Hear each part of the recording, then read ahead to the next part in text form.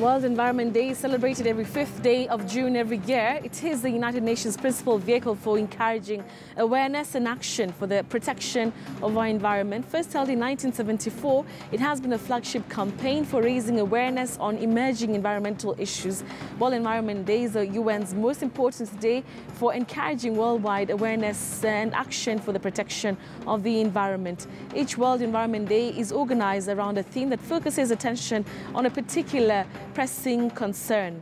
The theme for 2018 is beating plastic pollution.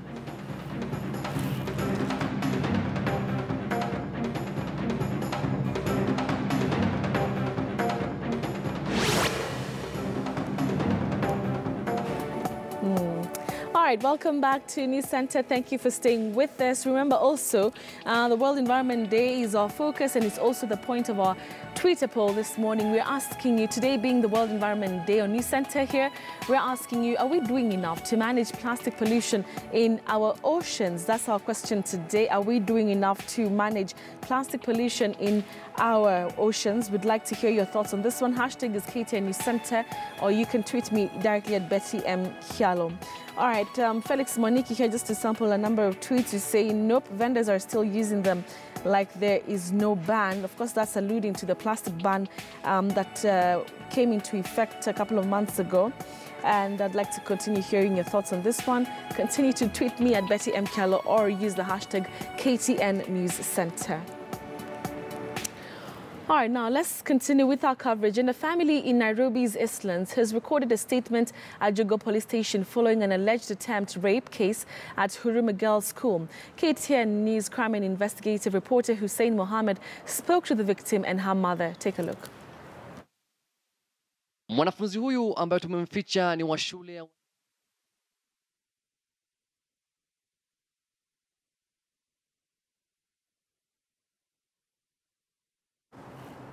All right, we do apologize for that slight error there. We will be bringing that story in a few moments. But before that happens, activists and former students of Moi Girls School, Nairobi, held demonstration outside the school gate to protest the rape reported in the school, even as the number of those ordered to take a DNA test in connection with the claim rises to 8. Caroline B. has the details.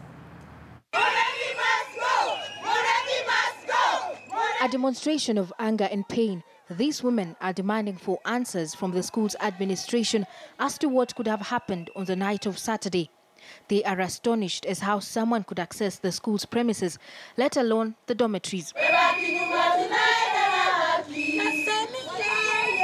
They recited songs, reading out anti-rape messages they had inscribed on their placards. Lakini hatuwezi sikia vizuri kama watoto wetu wanafanywa kitendo kama hiki. Kwa sababu wewe kama mzazi umeleta mtoto wako asome, alafu baadaye unasikia amefanyika hivi. Tukinyamaza haicha nyama, hii mtendo kama haicha koma kabisa. Sasa lazima tutoke nje, tupige sauti na kila mtu asikie. These cases we cannot take it lightly as religious leaders in any way, either masla or in any other way. We cannot take it lightly because this is a criminal case and the perpetrator of this crime must be brought to book. Juma Ibrahim, not his real name, a relative to one of the alleged rape victims, says the girl's family is hoping justice will be served, even though they got wind of the news 10 hours after it happened. Tumejua after everything have happened, wanafunzi wakitolewa, tumesema tumeachia walimu wetu wa madras, wa misikiti, au ndio tuambia the way forward. Sisi tuko mwezi mtukufu wa Ramadhan. Being Ramadan a season of peace, the family has decided to maintain silence over the matter for now, but remains hopeful that justice will be served to the alleged victim, currently in the custody of a close family member. Kulingana na msichana, tumeona hakuna mtu ataongea naye. Wacha msichana relax, atulie, tuone.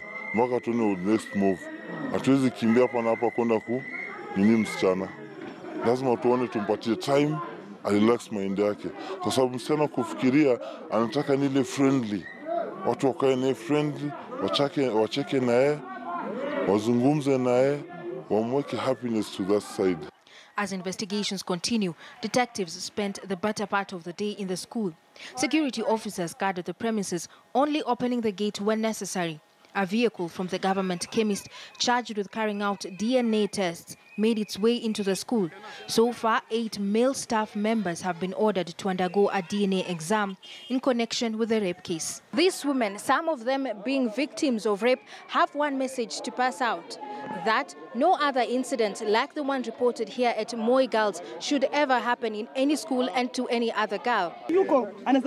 Even though the protesters did not get a word from the school's administration, Kilimani OCPD in charge of the probe lent them his ear. I know for a fact there are investigators in there. This is not something that you have like quick fixes, right? We need to give the concerned detectives that little bit of space.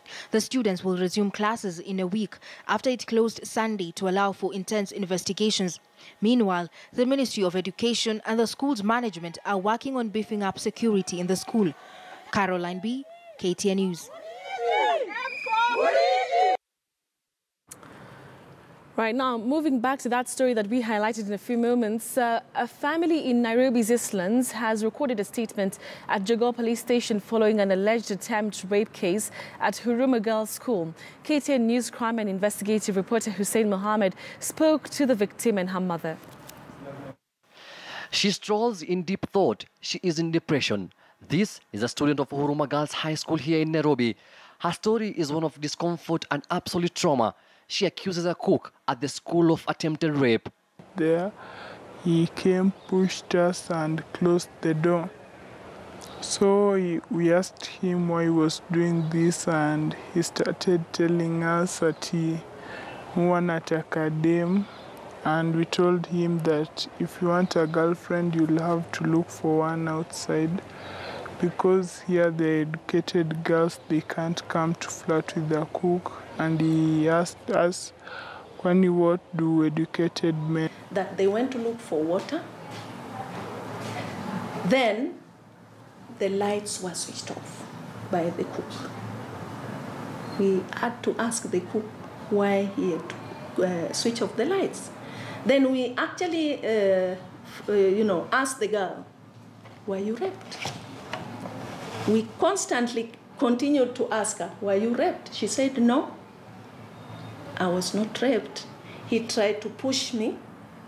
And then the other girl said, somebody is coming, the teacher Spencer is coming. That is when... The incident occurred on 19th May this year. Her family says they were encouraged to speak after the Moi Girls School incident. He pushed my friend outside, then he locked the door again, and he started touching me as I was trying to resist him. So I screamed to my friend, asking her to go seek help. She didn't reach far, came and told us that there were some teachers who were coming. So the cook opened the door and akamuingiza ndani. However, the school principal says that the student did not follow the set guidelines. One day, the principal called me. So when I went to her office, she asked me why did we go to the kitchen. When I tried to explain to her, she told us that we were the one who went to seduce that cook. And I asked her, since there are CCTVs around that kitchen, she could roll and see what really happened, but she refused and she... And I want you to mark that. I did not mention any student's name because that was still under investigation. I cannot go to assembly and say, so and so, you should not go to... No, it was a caution. Please don't. Because when I also asked the watchman, they know we've told them no student is allowed in the kitchen. So he told me that he was trying to push out the girls not to get into the kitchen. The family has recorded a statement at the Jogoo Police Station and also with the Social Services Office at Makadara. Kama ni mtu alikuwa amejaribu kufanya hiki kitendo, ni kumaanisha kuwa ni kitendo ambacho huwa anafanya. Ni vile hao watoto pengine hawakukubaliana naye, ndio wakapata kutoa hii maneno nje. The school says that this is an isolated case and that they will get to the bottom of it. girls in darkness and they are there alone and also just leave them. So I asked the teacher, why did you leave these girls and not tell them, follow up to the matron's place? She's telling me the girls were just there. I also had to caution her. You can't, because you are the next. When you are talking about who should be guiding this girl, the teacher is the next. The teacher, I cannot find a girl outside in a secluded place and then ask them, what are you doing? And then I pass and go. The matter now rests with the board members who will be meeting on Wednesday to deliberate. Hussein Mohammed, KTN News, Nairobi. Quite disturbing cases of rape in our schools.